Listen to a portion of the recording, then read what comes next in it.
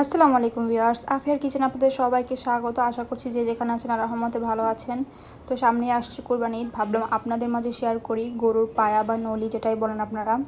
খুবই মজাদার, কম বেশি সবাই এটা খুবই পছন্দ করেন। আমাদের বাসার তো সবার অনেক পছন্দের এটা। ঝোল ঝোল থাকলে আরও বেশি মজা লাগে, ঝোল ঝোল রুটি দিয়ে বা পরোটা দিয়ে। তো চলুন রেসিপিটা আজকে আপনাদের মধ্যে শেয়ার করি। এর জন্য এখানে আমি কিছু পায়া নিয়ে নিয়েছি, ভালোভাবে ধুয়ে নিয়েছি। এটার উপরে যে পশম থাকে ভালোভাবে পরিষ্কার করে নিতে হবে। নিয়ে আমি গরম পানির মধ্যে এক একে সবগুলো পায়া দিয়ে দিচ্ছি। এখন দিয়ে দিচ্ছি 1 চামচের মতো হলুদের গুঁড়া আর নুন দিচ্ছি পরিমাণ মতো, তাহলে পায়াটা তাড়াতাড়ি সিদ্ধ হয়ে যাবে। এখন একটু নাড়াচাড়া করে আমি ঢাকনা দিয়ে ঢেকে রান্না করে নিচ্ছি 1 ঘন্টার মতো। যেহেতু পুরো পায়াটা শক্ত, রাঁধতে অনেক সময় লাগে সিদ্ধ হতে। তো আরেকটা প্যানে আমি এখানে পর্যাপ্ত পরিমাণে সরিষার তেল দিয়ে দিচ্ছি রসুন কুচি। এই তো রসুনটা নাড়তে নাড়তে একটু ব্রাউন কালার চলে আসলে দিয়ে দিচ্ছি এর মধ্যে পেঁয়াজ কুচি 1 মুঠো, আর দিয়ে দিচ্ছে এখানে মরিচের ফালি, ঝালটা আপনাদের টেস্ট অনুযায়ী। তো এটা ভালোভাবে ভেজে নিতে হবে। ব্রাউন কালার হয়ে গেলে এর মধ্যে দিয়ে দিচ্ছি 1 টেবিল চামচ রসুন বাটা আর 1.5 টেবিল চামচ দিয়ে দিচ্ছি আদা বাটা। রসুনটা একটু কম দিয়েছি যেহেতু আমরা আস্ত রসুন দিয়েছি। এখন মশলাটাকে ভালোভাবে পেঁয়াজ মরিচের সাথে ভেজে নিতে হবে যতক্ষণ পর্যন্ত আদা রসুনের কাঁচা স্মেলটা না চলে যায়। সামান্য একটু পানি দিয়ে আমি একটু কষিয়ে নিচ্ছি।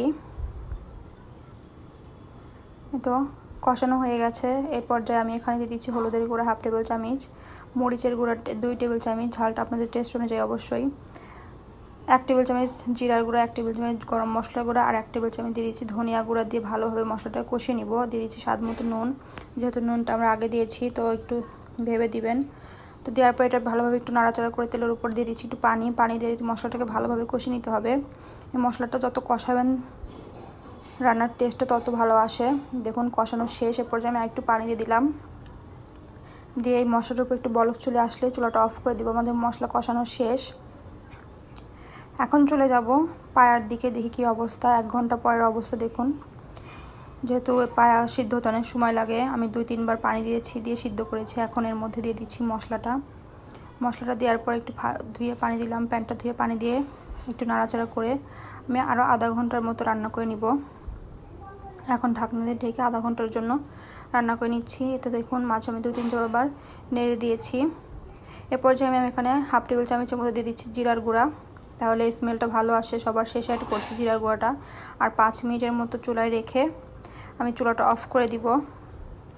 তো আমার রান্না শেষ। দেখুন দেখতে সুন্দর হয়েছে অসম্ভব, খেতে কিন্তু অসম্ভব টেস্টি হয়েছে। আপনারা এইভাবে ট্রাই করতে পারেন।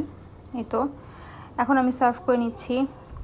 এটা কিন্তু রুটি মুড়ি বা ভাতের সাথে ভালো লাগে, তবে আমার প্রেফার করব পরোটার সাথে খেতে, অসম্ভব টেস্টি লাগে। এই যে আমি একটু ঝোল রেখেছি যেহেতু পরোটার সাথে খাবো।